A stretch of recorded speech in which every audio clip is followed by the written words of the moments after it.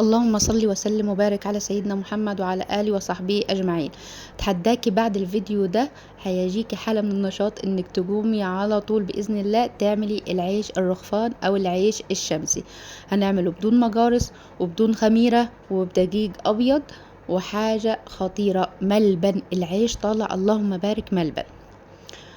شايفين حاجة كده خطيرة. وب3 كيلو دقيق هنعمل اكتر من 15 رغيف، يعني بدل ما بتشتري الرغيف الواحد ب30 جنيه هنعمل بيه كمية رهيبة من الدقيق. يلا بينا نصلي على النبي ونبدأ على طول. هنجيب اول حاجة دي خمرة يتيمة انا عاملاها في البيت، لو عايزاني اقولك او انزلك فيديو ازاي تتعمل على طول هنزلهولك. حطيت فيه شوية مية من الحنفية وابتديت ادوبها. والخمرة دي اليتيمة لو فيها اي حاجة ناشفة لكك ناشفة بتطلعيها، احنا عايزين يدوب الريحة بتاعتها. بعد كده عجنت كيلو من الدقيق، وطبعا الدقيق لازم تكوني مغربلاه او نخلاه كويس.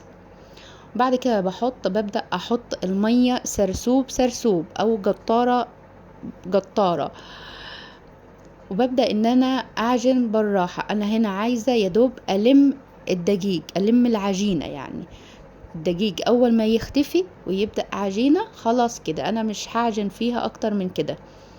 وطبعا بنعجن بدون دقيق بدون ملح ولا سكر، انا يدوب دقيق ومية بس. ببدأ احط شوية شوية وخلاص كده. وبقى اول ما بخلص الدقيق بلاقيه اختفى بروح خلاص كده بوقف عجن، وببدأ احط دقيق من الوش، بغطي العجينة كلها من فوق بالدقيق وببدأ ان انا اغطيها. لو البولة بتاعتك فيها غطا يبقى فل الفل، لكن لو ما فيهاش اي غطا بتحطي استرتش راب، لو ما فيش استرتش راب بتحطي اي فوطة قماشة ملاية عندك بتغطيه بيها، ولازم تكوني مدفياها. احنا الخبيز ده في الصيف، انا بقول لك الخطوات دي بتاعت الصيف مش بتاعت الشتاء، لو في الشتاء يبقى هندفي الفرن ونحطه فيها. بعد هنا صحيت خلاص عملت الخمرة وسبتها من بالليل. بقى تاني يوم اول ما صحيت براحتي، صحيت الساعة 12. ابتديت ان انا اعمل العصيدة ازاي؟ بكوباية من الدقيق عليها كوباية من المية المغلية، وببدأ ان انا اقلبها وبتلاقيها زي اللوكك كده، زي حاجة تجيلة كده، بتبقى زي الكورة تجيلة، دي العصيدة بتبقى تجيلة مش سايبة خالص شايفين. وببدأ احط عليها كوباية ونص من المية من الحنفية. في الصيف بنخبز مية من الحنفية، لو في الشتاء بتدفي مية من على البوتاجاز او من الكتل وبتعجني بيها، لكن انا هنا في الصيف فمية من الحنفية. ببدأ ان انا ادوب العصيدة كده عشان لما اجي احط عليها الدقيق ما تبقاش زي اللوكل معايا كده، وتطلع في العجين وتطلع في العيش. بعد كده ببدأ ان انا ادوبها شايفين. ببدأ احط بعدين كوبايتين من الدقيق، 2 كيلو من الدقيق الا كوباية من اللي احنا عصدنا بيها، يعني 2 كيلو من الدقيق الا كوباية.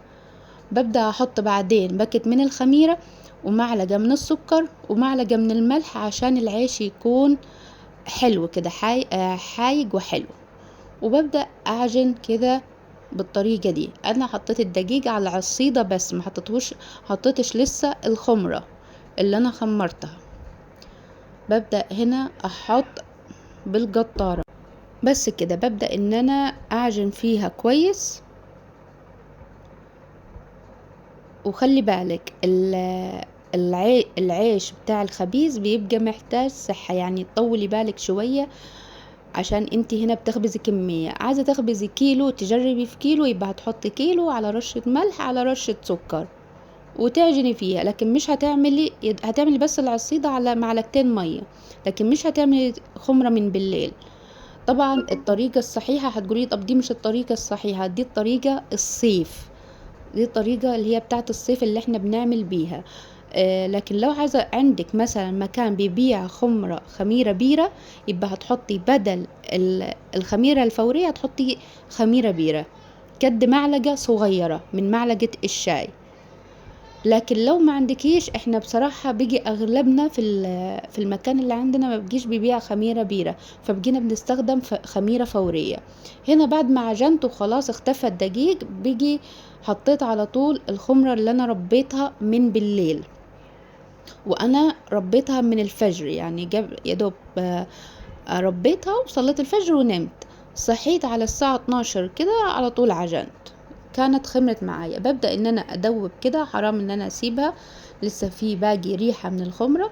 بحط شوية مية واروح منزلاها على العجين، وببدأ بقى اعجن فيها واسمي الله وتصلي على الرسول كده وتذكري ربنا عشان العيش يطلع معاكي ملبن. وهتعجني كده كويس، وخلي بالك لازم تدبي العيش، يعني تلتي وتدبي العيش. هو اللت جاي من كلمة الخبيز معانا. تبدأ تجيبيه من تحت وبعدين تمسكيه كده. انا بعد ما فصلت الفيديو حطيته كده على الارض وبدأت اعجن فيه كويس كمان، لاني بدأت ان انا اقلبه كله، اجيبه من تحت لفوق كويس. وبعد كده اهو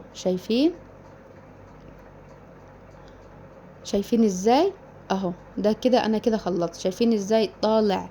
اللهم بارك. عايز يتاكل اكل من دلوقتي. عشان تعرف اذا كان هو كده محتاج عجن ولا لا، بتقطع رغيف واحد وتحطيه فوق العجين.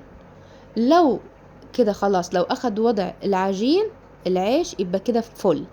لكن لو ساح على العجين يبقى محتاج تاني انك تدبيه او محتاج تلتيه تاني. ببدأ ان انا احط كده مية، اسويه بالمية، احط ايدي في كفة ايدي مية وببدأ ان انا اسويه فوق، احطه فوق العجين عشان يتساوى. وبريحه، انا مش بسيبه يخمر تاني، انا بريحه ريح قد ما احط. مثلا لو عندك مجارس او لو عندك دوار بتحط فيها الردة، وهنا اساسنا الردة. يعني انت ممكن تخبزي بعيش تومين او بعيش فلت او بعيش من الفينو اللي هو الدقيق الفاخر، لكن عندك اختيارات. لكن في الردة الخبيز الشمسي او الرغيف الخمران، العيش الشمسي لازم ردة.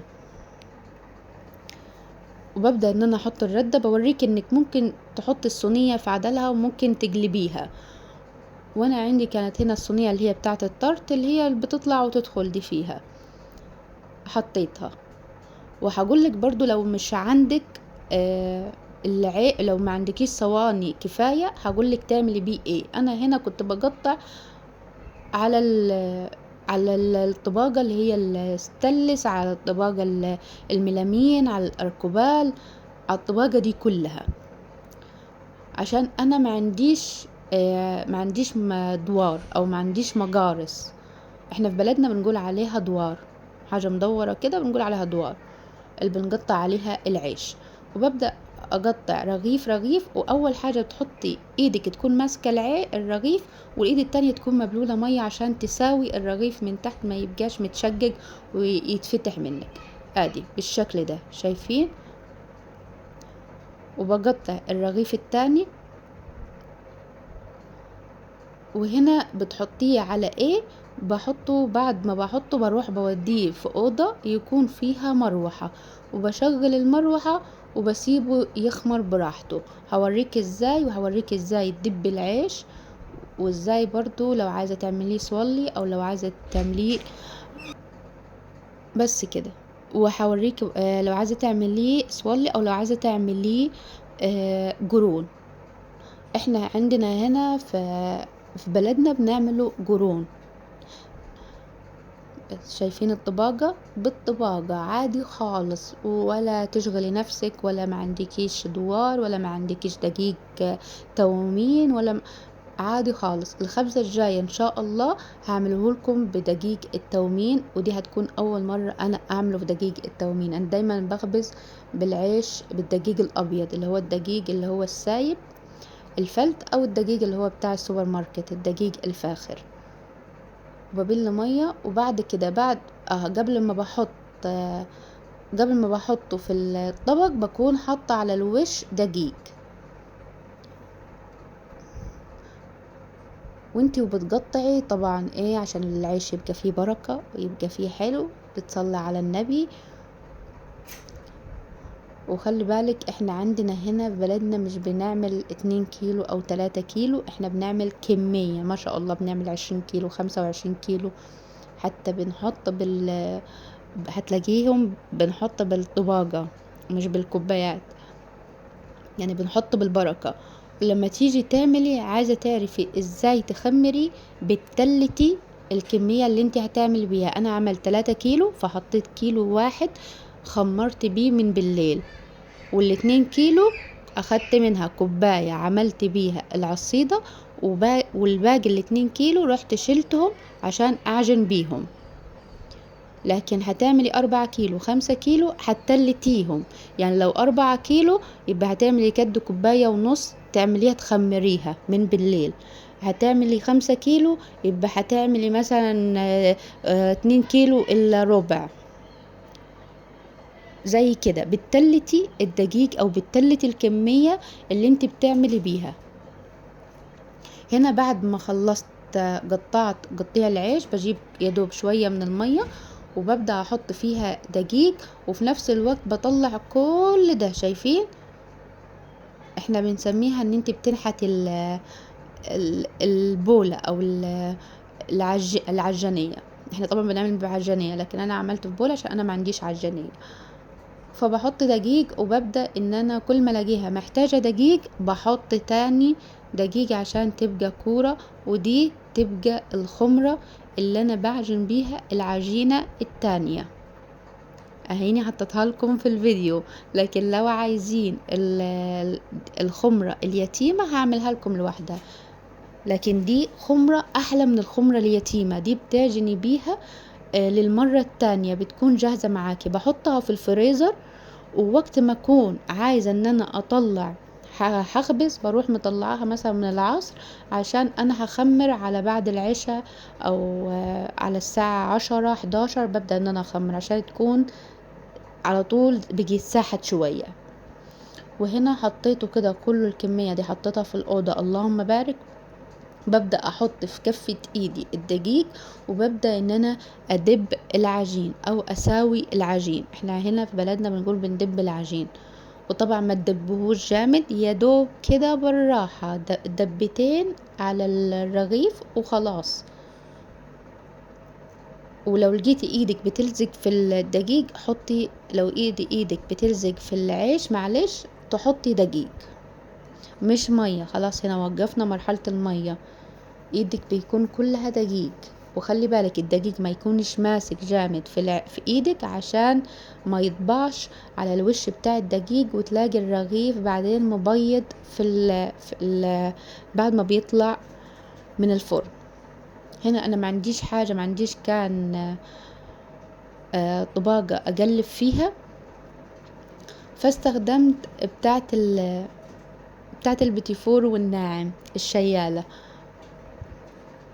وببدأ ان انا اقلب العيش، بقلبه من ناحيتين، وكل ناحية بسيبه الناحية التانية لما باجي اقلبه بسيبه 5 دقايق مثلا بس، او 3 دقايق كمان، مش فترة طويلة. شايفين؟ وببدأ ان انا اشيل الردة الزايدة من الجناب، ومن فوق الرغيف بتبقى فيه ردة كتير، فببدأ ان انا اشيلها، لاني انا مش محتاجاها كل ده عشان ما تدخلش في الفرن بعد كده وتتحرق وتعمل ريحة مش حلوة، وممكن تتلدع في الرغيف نفسه. اهو ببدأ ان انا اقلب وانضف الرغيف، وبالراحة انتي وبتقلب العيش وقلبيه على طبق، ما تعمليش زي تقلبيه بايدك. انا بايدي عشان انا متعودة، انا من زمان بخبز فمتعودة ان انا اقلبه.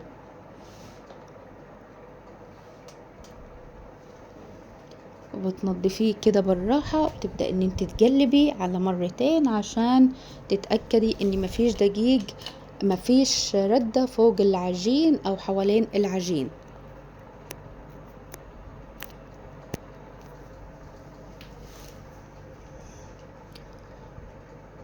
بس. وطبعا احنا من اول ما خلصت قطيع العجين بكون مسخنة الفرن البوتاجاز وبسيبها لغاية ما العيش يخمر، وادب العيش واقطع العيش واقلب العيش كل ده، وفرن البوتاجاز شغالة على اعلى درجة، عشان احنا عندنا في الفران اللي هي البلدي اللي بنعمل بيها الوجيد، اول ما ندب العيش على طول نروح نحمي الفرن.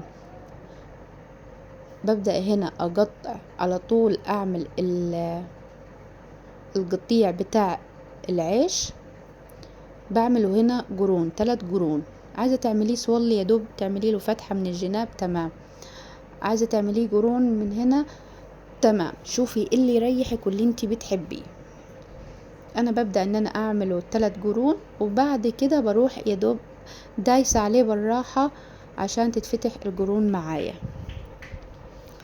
وببدأ هنا بعمل صواني كده، بجيب صينية، بجيب والصينية بعد كده بكون مشغلاها، يعني الصينية سخنة شوية، او لو عايزة تجيبيها عادية براحتك. بس ببدأ ان انا كل عيش اقطعه واروح حطاه في الصينية. طبعا لو ما عندكيش صواني كفاية هقولك تعمليه ازاي. ببدأ ان انا احط الردة تحتيه، وببدأ ان انا برضو اعمل نفس الحكاية، بفتح العيش، اعمل ال3 قرون واروح حطاه في الصينية.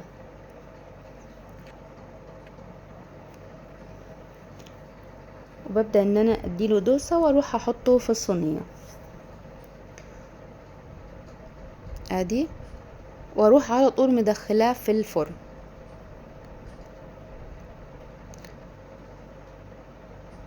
اهو. بقلب برضو رغيف تاني واروح على طول اقطع واحط في الفرن، لاني كان هنا عندي خمر، وعندي طبعا عاملة كمية، عاملة حوالي اكتر من 13 او 14 رغيف، فمحتاجة ان انا كل عيش يخمر اكون على طول الفرن سخن واروح مدخلاه. شايفين ادي هنا بنضف واهو. هنا بقى في تركاية، لو ما عندكيش صواني كفاية او الفرن مش هشيل كل الصواني دي والعيش خمر معاكي مرة واحدة، اول ما العيش يشمع ويدخل في السوا بتلاقيه مسك نفسه، تروحي حطاه من فوق على الشبكة، وتحطي التاني الرغيف اللي في الطبق تحطيه في الصينية، وهكذا. اول ما العيش يبدأ يخمر ويمسك نفسه ويبدأ يدخل في السوا بتلاقيه مسك، على طول تحطيه على الشبكة.